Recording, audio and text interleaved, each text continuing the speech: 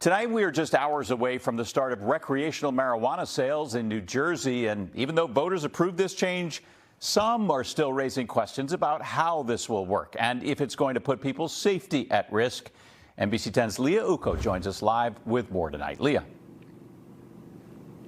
Now, Jim, some things we got clarified tonight is finding out that this applies for adults who are at least 21 years old. You cannot drive under the influence of marijuana, and you also cannot transport the drug across state lines.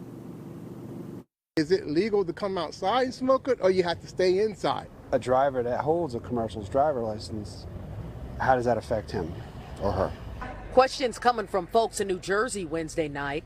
Recreational use of marijuana in the state becomes legal tomorrow, with 13 dispensaries ready with their license to sell. I think it's concerning because adults think now that they have another drink to drink. Many in the law enforcement community are calling on lawmakers to pour money into programs that educate kids about cannabis, how it stunts brain development if used at a young age. The nonprofit Law Enforcement Against Drugs and Violence also explaining, unlike an alcohol breathalyzer test, it's not easy for officers to determine if a driver is high.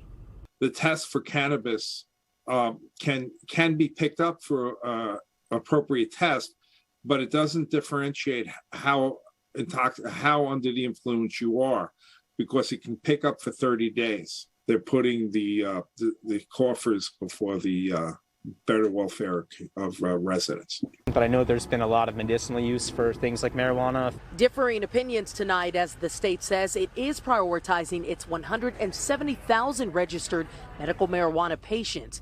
Dispensaries say tomorrow that will not change.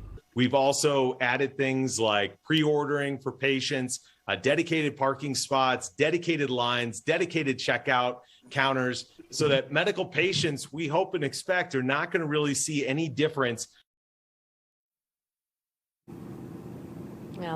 The Cannabis Regulatory Commission also says that there is a limit on how much weed recreational customers can buy.